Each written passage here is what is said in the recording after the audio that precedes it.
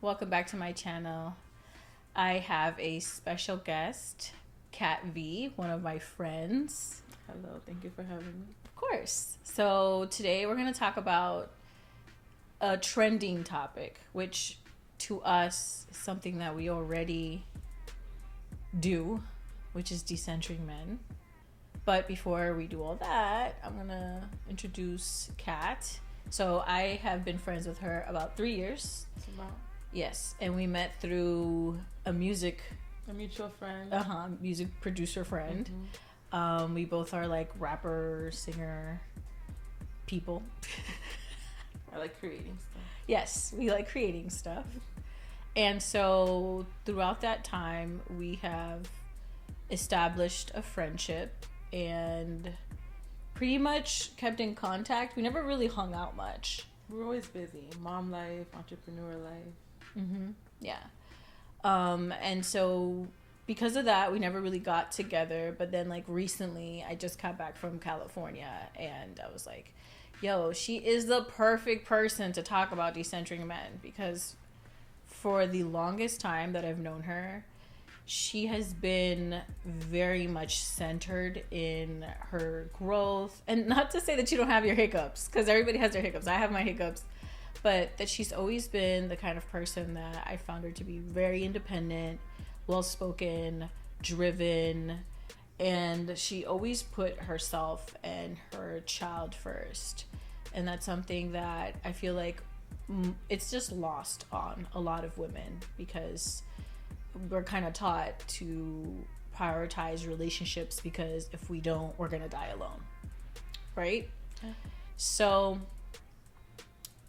what would you say about that I said about you? Is that even accurate, or? Yes, it's accurate. Okay. Yeah. You know, prioritizing myself and my daughter, I can't afford to go crazy. I can't afford to be destabilized or to chase somebody when I have a child that needs me. And it's looking at everything, so. Yeah. So like, do you watch YouTube and stuff like that? And have you or do you see like these trending videos on IG or TikTok talking about what do you need to do to keep a man or keep them in love and all this other stuff? Do you ever see those videos like going viral? Yeah. How do you feel about that? Like, I just feel, I feel that you should be more concerned about how you can grow yourself, because tonight they could lose interest in you. What are you gonna do? Yeah. People change, and no matter all your efforts, your intention may be there, but if they're not into you, they're just not into you. And I think you're fooling yourself at the end of the day. Yeah. I mean, I think that they keep putting these videos up because people are having a hard time in the dating scene. And I get it completely. Like, it is hard to date. It's hard to find somebody, especially if you're a single parent. But at the same time, I think that we're leaning in too much into how to make a guy happy. Yeah, like to feel validated. How to validate them. So you can feel validated by their validation. Yeah. It's like, love me so I can love you, instead of I believe in reciprocity. Yeah. That's what I believe in. Yes. I believe in that too. And I feel like a lot of men don't even know what love is. Like, I did a video a few days ago about how we want a man to love us spiritually and emotionally. But what does that even mean to most guys? When most guys think about emotionally and spiritually, they think about Casper the Friendly Ghost and Lifetime television for women and crying with you. They don't think about like loving your character. Absolutely. Your the parts of you that make you you. Absolutely. They just think about, I gotta love her while she's happy and when she's sad, and listen to her, and then just kind of come up with whatever I can. Like, let me get her some chocolates from Walgreens. Let me watch her favorite show with her. Like, and it's like, okay. It's not enough, and that's why guys get lost. They're like, but I'm doing all this stuff. It's still not enough. I still can't make her happy. I think a lot of guys weaponize their incompetence. And instead of opening a dictionary the way they opened a dictionary or a book so they could figure out how to win a match on Final Fantasy or whatever freaking video game they play, they won't do that with us when we say things or words that they don't understand. They won't be like, what does this mean? They don't give a shit. So that's why I decided decentering men was the best course of action for all women. Because if we kept trying to make them understand, we were going to get lost in their we'll be like almost male identifying, trying to tap into what a man thinks of and what he likes and what he doesn't like in order to give him what he wants. And it's just not long term. I don't see it working. I feel self-exploration is important. Take that trip by yourself. As if you had a man that you always told him, I want to do this, I'd like to go that. Giving them cues and sometimes being straightforward, like, hey, I would love to go here today. Go yourself. Get some friends, you know, like, I feel it's important to outsource. Like, don't just rely on your partner to provide everything for you in terms of like your relationships, having fun. Have relationships outside of that. I feel that is super healthy. And that's the start of just, again, decentering. You know, sometimes if I feel it's like such an obsessive infatuation, I want him, my man doesn't give me attention, doesn't do this, and you feel, some women I've noticed that have felt like they're not attractive enough, that they're not fun enough, they're comparing themselves to others, why doesn't he pay attention to me? Where you can just put all the energy into yourself and have a great time on your own. Have friends to take trips with. I think that's super healthy. Take time with your kids. There's so much fun things I do with my daughter. It's like, I love hanging out with her. Okay. And it is so, there's other ways to reach fulfillment, I feel, than to just having it on just one person, like begging my partner to notice me, which is, sometimes it has nothing even to do with us. Yeah, I mean, I've told my primary partner I want to go travel. He's not a travel person. So when I got back from California, I told him, in December or January, I'm going to Thailand and I'm going to stay there for 3 months. Yeah. He was just like, but you just got back. And I'm like, but you never want to go anywhere. I can't wait on you. And for a long time, I used to say this to myself. I don't want to travel the world without traveling with the love of my life. Sometimes you won't go nowhere waiting that. Then I won't go nowhere because it's Walmart. And it's been literally like we've been together 6 years and we have not traveled outside of the country. And I've gotten to the point where I'm like, I can't do this. Listen, I had an ex-boyfriend that I would always say, like, I want to go to the beach. I want to go to the nature. I want to do this. When I would go and I'd bring him with me, he's miserable. It's too hot. The sand is sticky. You know, I want to stay till the sunset. When I go to the beach, I like to disconnect. Like, I'm there all day. I plan to even have dinner by the shore. Like, I love it. He was there. He was already trying to go. He like, how did you make a trip to the beach miserable? Like, how does one do that? I was so sad that day too. You know, and that's the thing. Like, I don't know why we try to sometimes even change the way our partner operates. Like, if you don't want to travel, you don't want to go to the beach, okay, stay on your path, let me go on mine, but don't be mad at me. Don't be mad at me when I come back with like a shorts full of sand and my hair all froed up and I just enjoyed myself with my tan, you know, and I have shells in my pocket. Like, please do not be mad at me. But yeah, it's sad that when we want to have these, because it's almost like we're trying to bond with our partners, you know, and it's sad that no matter how much women have tried to develop these bonding experiences with their partners, it's just not happening. And or when they are having the experience, the guy isn't present. So then it takes you out of being present. Like, it makes you just focus on him. Focus on why he's not having fun. Focus on why he even came in the first place. So that's something that is not lost upon me. We had to take a break. We're back. Mom life.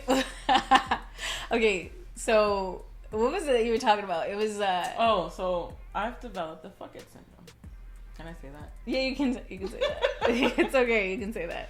So yeah, it's like I remember being in a situation where I developed chest pains. I was so frustrated with this grown man that I will get chest pains. I didn't understand it because I'm usually someone that's very I enjoy being single. I date, but I don't have a lot of time. So I got into this relationship after 5 years of being single, of doing whatever I wanted, to be having all this pressure, and I couldn't handle it. Like I physically could not handle all the constant stress, the constant strain, the constant explaining things. I couldn't do it. And I just remember when we broke up, I started doing everything I wanted to do in that relationship. It was like I would go out with my friends. I remember I wanted to go out to dinner. I took myself out to eat. And in those situations, I started just having better bonds, making great connections. That otherwise, unless you're with a very secure man, they're going to be insecure about these connections. And it's not even romanticized. It's not sexualized. It's just having good times. Sometimes I like going out somewhere, having great conversations, and leaving it there. You know, dancing with strangers that I will probably never see again.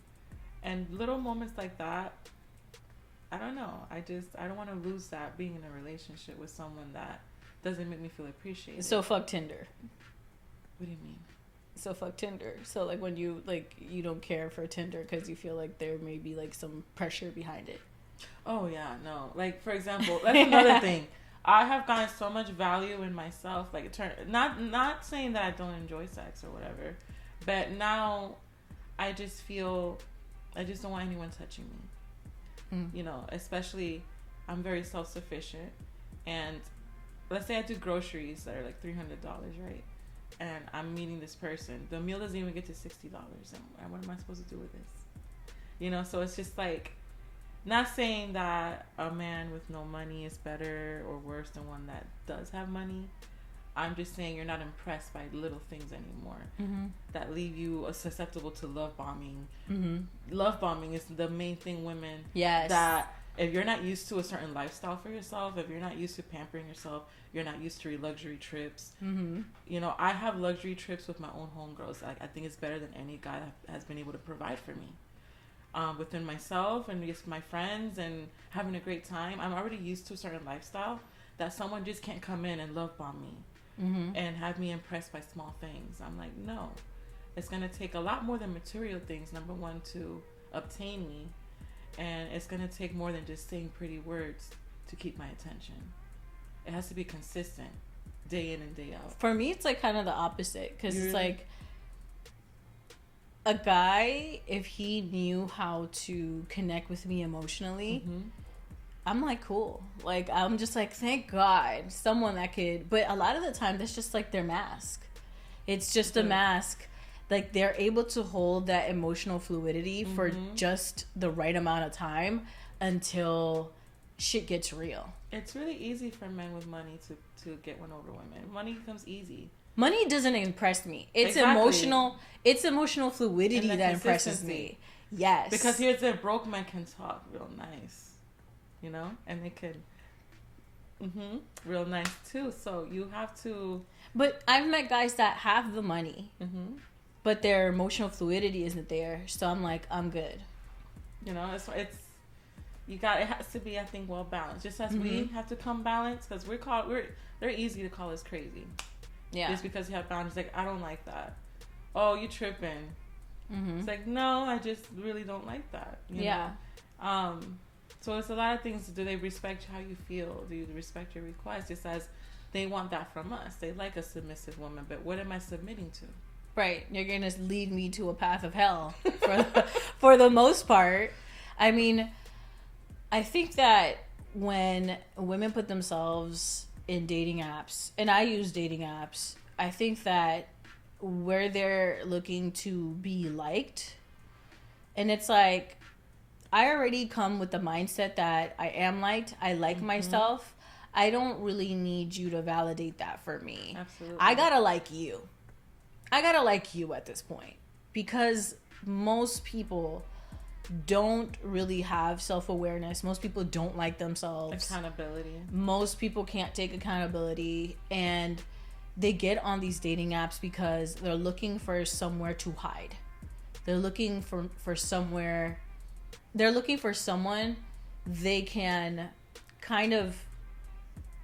It's almost like they're lonely and they're looking for an escape from their loneliness, and that brings so much other baggage that I cannot explain. I agree. And I always say, don't date people from a place of loneliness. And now that women are decentering men are finding themselves way more lonelier, and women are finding out more and more that dating out of being lonely or dating just out of being horny and needing, like, company is not the safe thing. It's not. It's the most unsafest thing to do. Let's talk about it on a vibration level. You're going from, what are you attracting at that? That's where the toxicity comes from, the desperation. That's where we get the creeps, the stalkers, because you're going off of a low frequency already. Now, if you already feel fulfilled and you happen to meet somebody that's just as like exhilarating, as well put together, they're sensitive, if they're also a single parent, you see how they are with their kids, that's stuff that I feel like weighs heavy. Yeah. And I think, like, if we think about our heart or ourselves as a house, and that house is empty, right? There's nothing there but a couch and a TV, and you're looking for someone to come in, and they see that, oh, it's empty in here. I'm gonna do whatever it is. I'm gonna decorate it the way I want. I'm going to take what I want from it or add what I want from it. That's a dangerous place to be. A person needs to come in there and say, oh, this person has acquired a lot, whether it's emotional stability or materials or whatever, and go, oh, can I match this? Absolutely. Right. But a lot of people go into the dating scene lonely, with a vacant home, a vacant soul, a vacant heart, and they're looking for someone to go in there and rent. That's why I'm saying reciprocity is so important. So when it comes to decentering, if you feel you're putting out so much energy to someone and it's just, you're constantly being disrespected, you don't feel you're understood, why stay in that? Lonely. They're just lonely. Loneliness is like, it's a drug. It's a drug. Yes, it is. A bad one. A real bad one. Yeah. So what is something you learned during your decentering? Like, what was the actual catalyst? Doesn't have to be super detailed, but like, what was the shift? Like, what happened in your brain? Never be a ride or die, because they ain't gonna leave you dying while they riding along. Yeah. That's what I've learned. That's what I learned, because I don't ride and then I died. And they're gonna put someone else in that passenger seat. Yeah. And still hit you up Yeah. when she's asleep. Yeah. It's a cycle, That's why I completely took responsibility for my mental health and my self-confidence.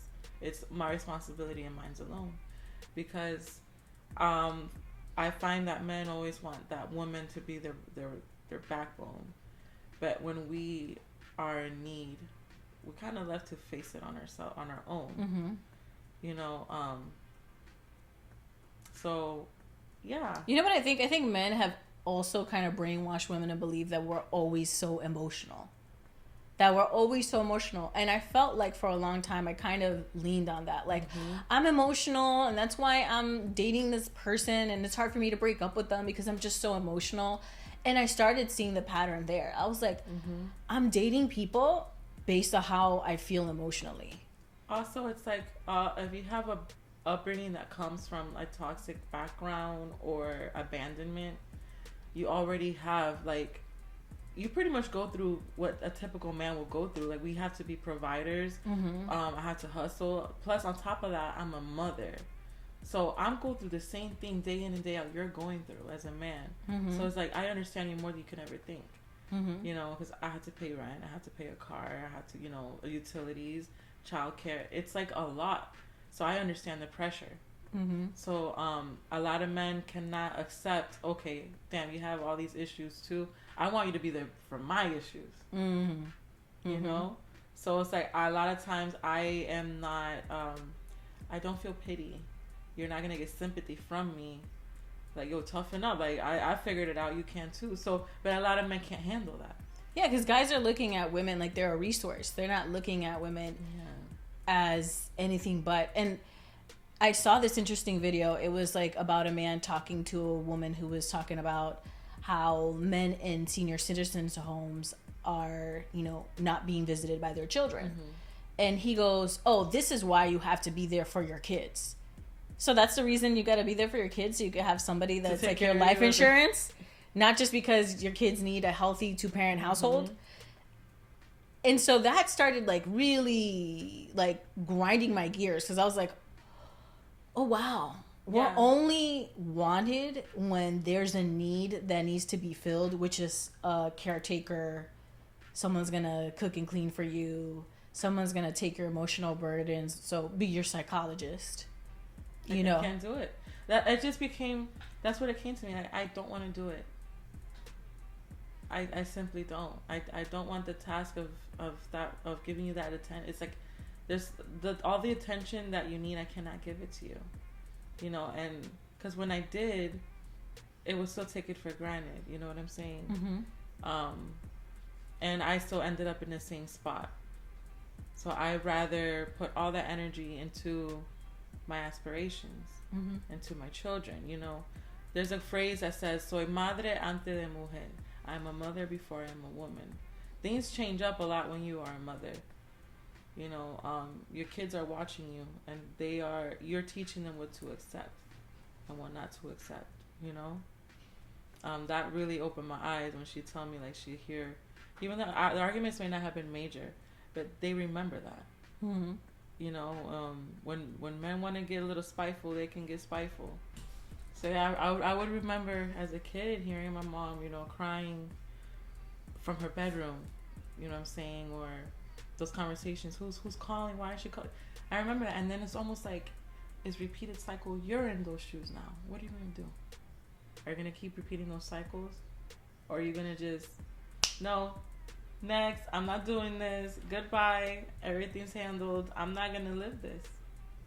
You know, I remember seeing it growing up all the time. My aunties crying, or someone coming over my mom's house and they're venting, having a girl. They're always crying. I don't want to do that. Life has been pretty traumatic already to take on. Unless if you're not giving me princess treatment, I don't want it. Because it's I'm gonna give you the best because I love myself, and I do things. I'm naturally doing fun things in my life. I'm already just gonna include you. I come into your life, I'm gonna be a rainbow in your life. You know what I'm saying? We're healing here. We're growing. We're figuring out problems. We're having fun. You know what I'm saying? If you have kids, our kids are gonna have a blast together. So I'm not bringing you problems. So why will I ever receive that in my life? And it's crazy how guys, even when they meet a woman like you, with or without a child, they still don't get it. They like toxic. They like the fight. Yeah, I realize that guys like toxicity and more. Boost their ego. As much as they say that they want, you know, a Michelle Obama type, they don't. They don't want that. They want the girl who's going to make them, you know, rethink why the hell did I talk to her. I don't get it. I don't. Because they're not. Those women don't hold them accountable. Remember? Oh yeah, that's true. They're called pick-me's. Yeah. I think that for a while I resonated so much with the traditional culture in the most toxic ways, just kind of letting a guy get away with everything, mm-hmm. and just saying, oh, boys will be boys and all that. But it didn't do nothing for me. All it did was make me lose trust in myself. Mm-hmm. Like the things that I believed in, or the things I was like, yo, this doesn't feel right, but then I would go against it. It hardened me. I feel like I made myself make sure I didn't want to be vulnerable again, you know? And then mm-hmm. that's when I started seeking community, and I feel happy, you know? So community and women. Community in general. Okay. You know, I've met, again, it all begins with us. So if you project, because men are all going to try you, but it's up to us to put those boundaries. If you set those boundaries, you can build great relationships, but it starts with us, mm-hmm. you know? That's how I feel about Yeah.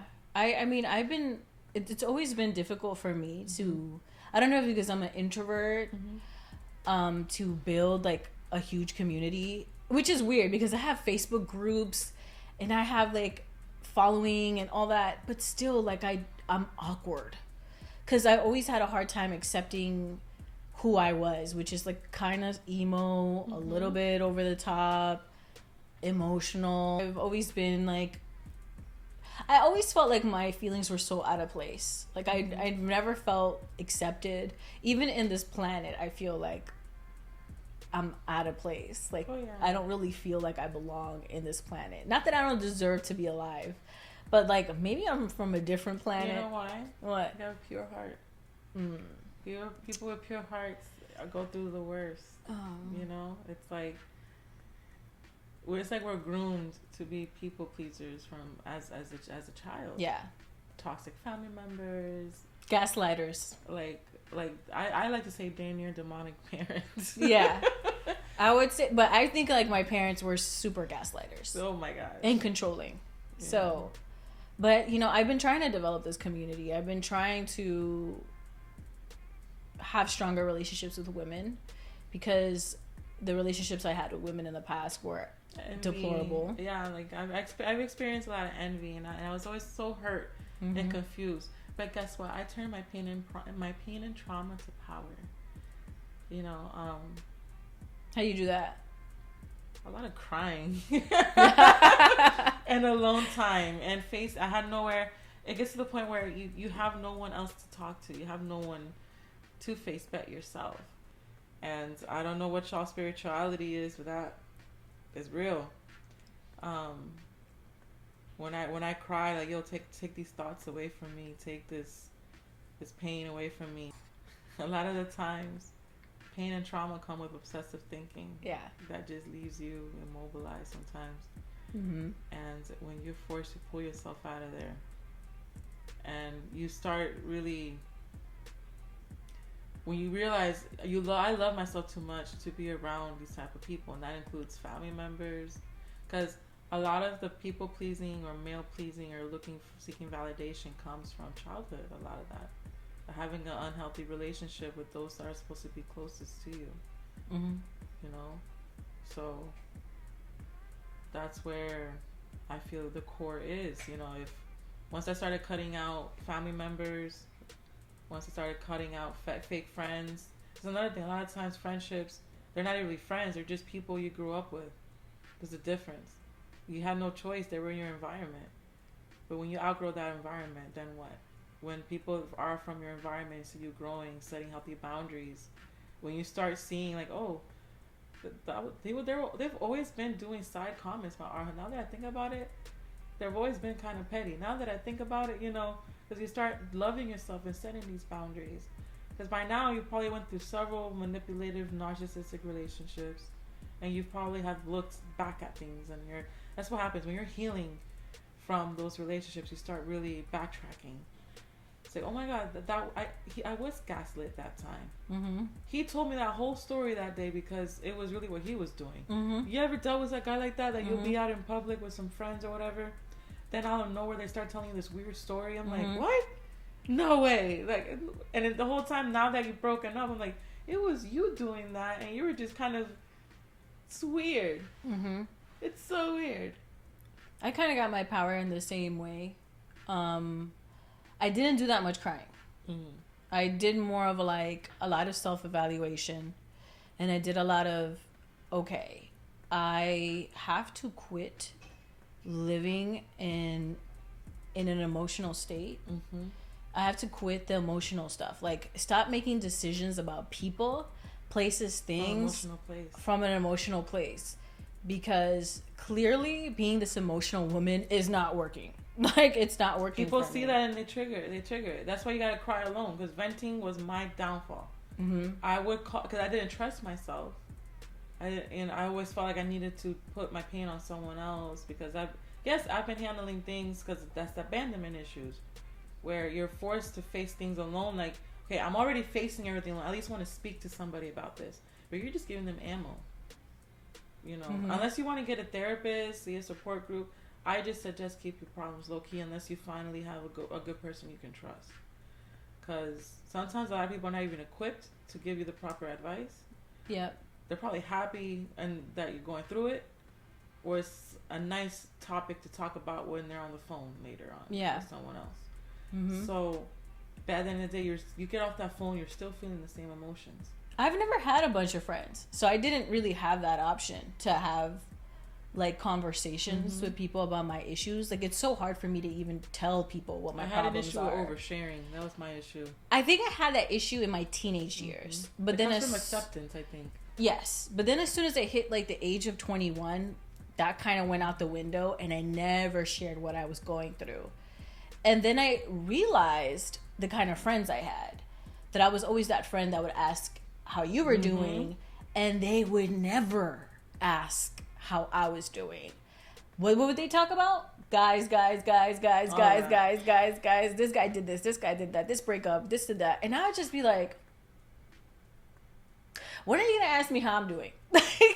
And so that's another reason why I believe decentering men is essential for women to center themselves and also build a stronger community, because we cannot continue to have conversations about these manipulative, toxic relationships with guys, and then the relationships that we have together are in the dumps, and the only thing we know about each other is which last guy dicked us down or stole our car or cheated on us or blah blah blah.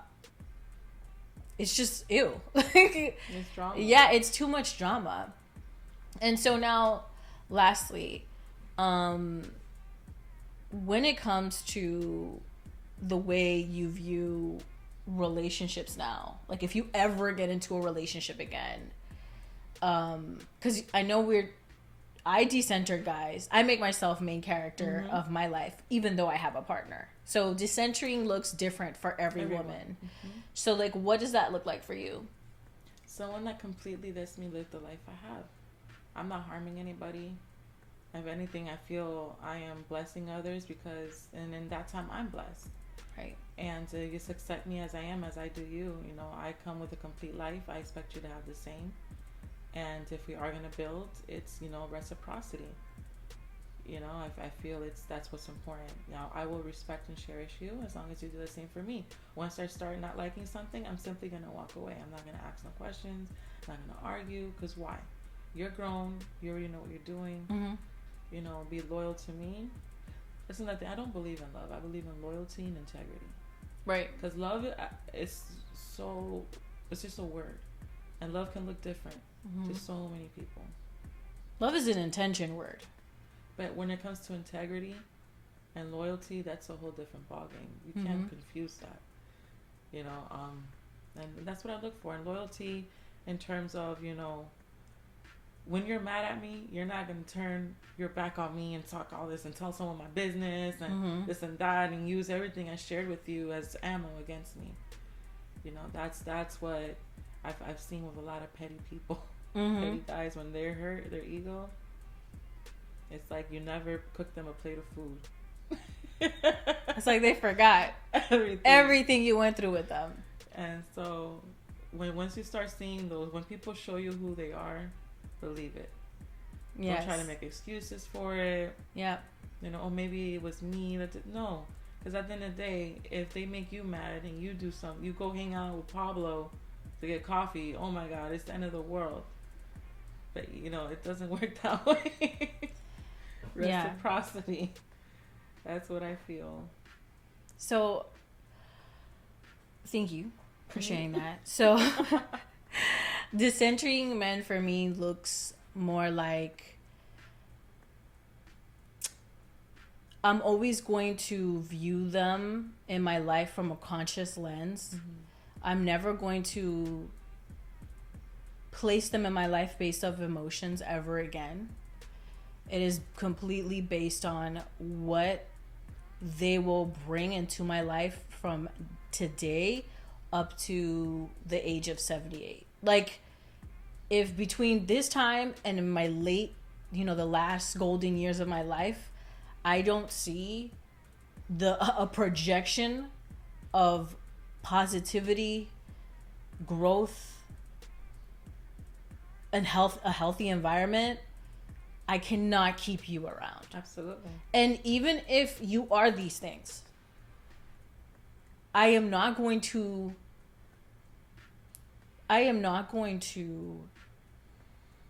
subtract myself in any way to bring you the stability that you want. So if you as a guy, you want me to stop doing this, that, and the third, just to make you more stable emotionally, physically, financially, if I have to stop doing anything that's important to me, I have to subtract anything in my life that adds to my life, you gotta go. You gotta go. You gotta go so fast. Like I say, I'm not hurting nobody. Exactly. You know? Now, if I'm hurting you, we can have a discussion. But 9 times out of 10, I'm always looking at my actions and how I'm treating somebody. If I know I'm being unfair in this unfair world, we don't have to play fair. But if I'm moving on integrity and I know I'm not treating you correctly, we'll discuss Absolutely. It. I'll adjust it. But other than that, I'm not going to adjust myself for a dude. Decentering man is not that we hate you guys. It really is. Yeah, it isn't like, that. On the contrary, I love you so much that I'm gonna treat you right. But if you're not making me happy, because I want you to be daddy. I want to spoil you. I want to pamper you. But I gotta make sure it's beneficial to me as well. Right. I want to make sure I'm going out and I'm not looking stupid. Mm-hmm. That I can flaunt you and give you all this love, and I know that it's going into a good vessel. That I can give you my heart and it's in safe hands. Mm-hmm. The second I don't feel that, high vibe is flying away. Yeah, right. Yeah, the second I realize that mm-hmm. you don't value my spirit mm-hmm. and what makes me me, and you don't care to know what I went through, not so you can manipulate me or use it against me, but so you could know how to tread mm-hmm. on the road of this relationship, then it is best that you stay on your side and I stay on mine. So get your act together. Yes. I would love to submit, but because I'm tired of being a big dog all the time. I want to hang up the jersey. Okay. For real. Like people always tell me, why don't you get married? I'm like, child. I know what I'm worth. I want someone that. I've met a lot of married women that I don't envy them. They don't wanna be married.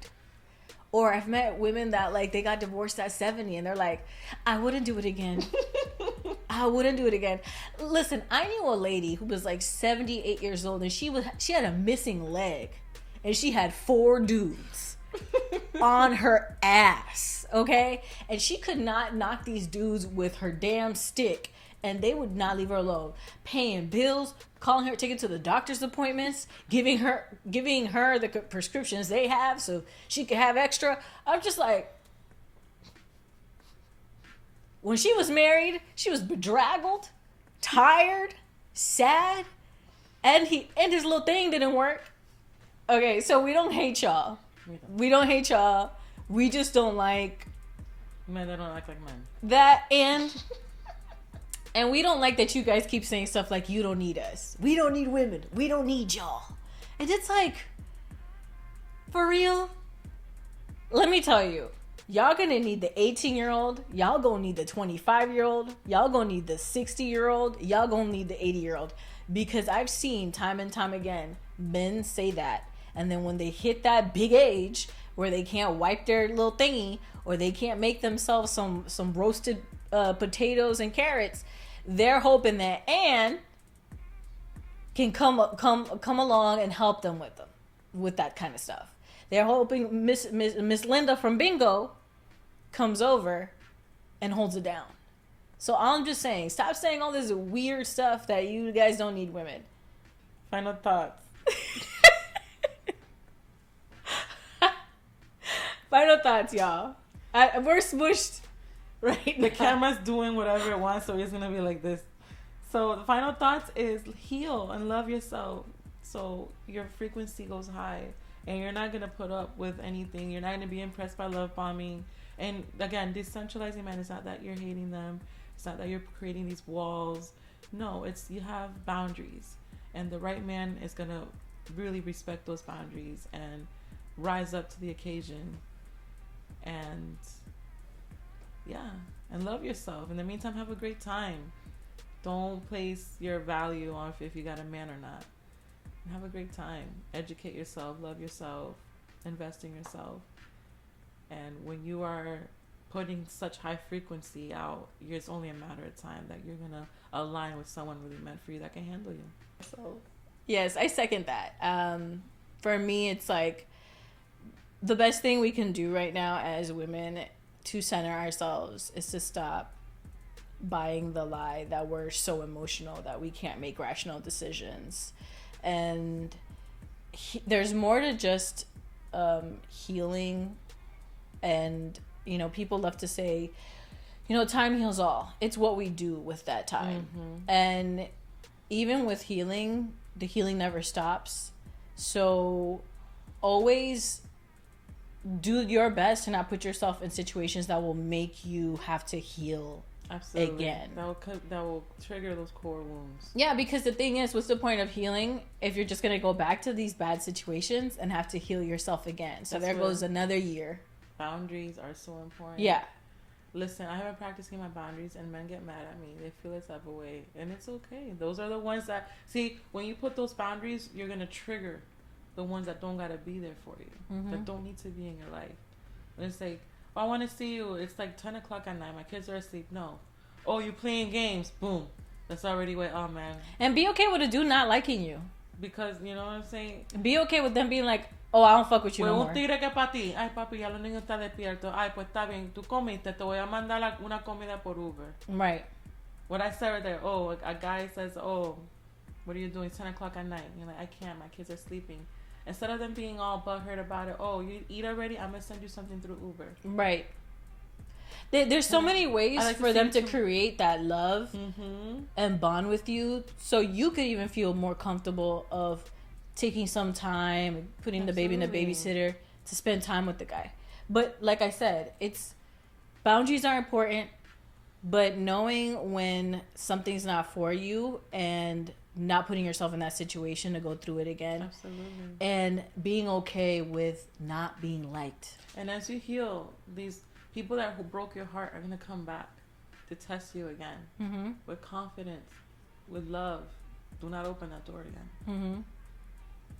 Yeah. Remember that. And that's part of decentralizing. Yes. And the only way I think you should ever accept someone back in your life is if they made grand gestures to be in there. Grand. Not, here's some flowers and cookies. It's like you kicked him out the house. This time he's going to come back for you with the house. Right. You win. Right. That's a step. He stepped it up. That's a grand gesture. Because a lot of us, you know, our independent women tend to follow. Sometimes we have more than them. And that's okay if they come up in different other ways. Yeah. But not with the same stuff that they were coming up with before. Now, if you're going to take him back, this time he got you a house. Yeah. Yeah. But until then, make yourself the priority. Have fun.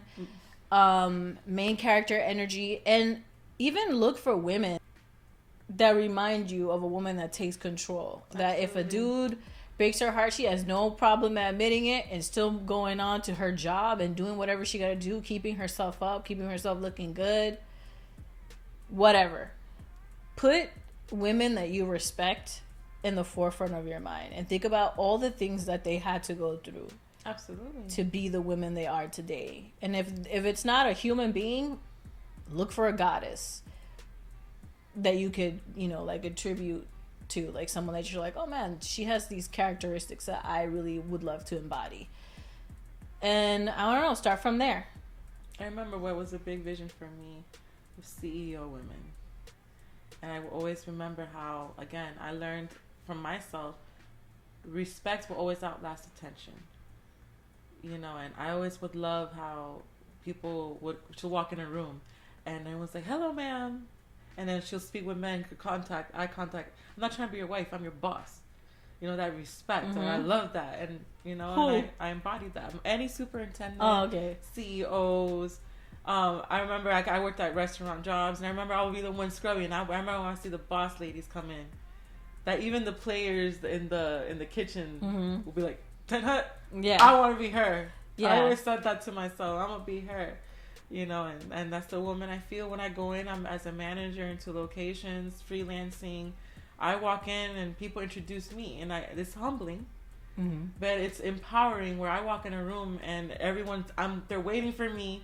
And I show up, I'm the makeup artist, so they're like, "Oh, this is Catherine," and they introduce me and hype me up. I'm like, oh my gosh, but these are how people perceive you. You know what I'm saying? When you're just living in your truth and what you love and in your passion, and people will describe you in ways that you're like, oh, that's so sweet. And sometimes you won't even get that in a relationship because you've been in such bad relationships where they see that in you and they don't want you to grow into that. They know other people see that light, so they're going to try to do everything to manipulate you, to gaslight you, to make you doubt yourself. They put you in competition with other women, and you feel so devalued. And you're not even a competitive person, but you find yourself, oh, I'm not enough. I've been in those situations. But now I've empowered myself as a mother, as a businesswoman, as a family member, as a great friend. There's other ways that I feel I'm awesome. And you start building up your value that way, I feel. Outside of a relationship, a romantic one with a man. Yes, absolutely. I agree. There are people that I've met that are CEOs or just like women in business that I really admire. But I think what I would take from them was the ability of when someone tells you something that you don't agree with, is being able to say, I don't agree with that, and that's fine. That's not going to affect the decision I'm going to make for myself. I love uncomfortable conversations. I feel my relationships strengthen after them. Yeah, I love uncomfortable conversations. Number one, it reveals the people that don't need to be in my life, and it enforces the relationships that are meant to be in my life. Yeah, lets you know how they're going to problem solve anytime there is like a hard situation. Absolutely. Yeah. So, yeah. I hope you guys like this video. It was a very long video. Super long. There's a lot of weird breaks in between, so you guys are going to see a lot of weird cuts. Our camera was going crazy. Whatever. But thank you for coming on my podcast. It's our first podcast, first of all. We do have a mic here. And you can't see it, but it's an actual like podcast mic. Tell everybody where they could find you as far... Because my friend, she does hair. She does amazing hairstyles. I'm gonna get like some. What is it that I'm gonna get? Like these dreads. You want to get like some loose goddess locks. Yes, I'm gonna get some loose goddess locks. And and I'm gonna tape. We're gonna make a video and have a nice discussion during the whole job. She's such a dope person. I love it. I'm like a dinosaur when it comes to all of this. So she's the one that motivates me to post content. Because I'm so busy working, I don't post. But I love that, again, this is what we're talking about, reciprocity. And it's beautiful. When you have people around you that want to see you and want to see you improve, that give you that constructive criticism. Tell them where I can find you. Where we can find you. Sorry, see what I mean? I'm so in love with her. I just want to hype her up. No. So, I don't know what's your IG? What? You don't know your IG? No, I was going to have her like put it here. She can edit it. It's going to be right here. Okay. This is long enough on my finger there. Oh my god. Oh my gosh. Let me see if I can find it. It's cat. I don't know if it's it's cat __ cat KAT __ VALEN. Cat __ It's just one underscore. It's cat one _ KAT _ VALEN. That you can't see that. Anyways, yeah, make sure to hit her up if you guys want to get your hair done and feel beautiful. She's one of my favorite makeup artists as well. What can I say about you? You're kind of you're like a goddess, honestly. I love it. She's amazing. You're dope. She was there with like all the time. I was one of those friends that would always call her about this guy that I was dealing with. And maybe we could talk about it in the next one. That was drama. That's the tea for the next video. All right, guys, we're out of here. Love you. Make sure to like, comment, and subscribe. And peace. 16. Oh my god.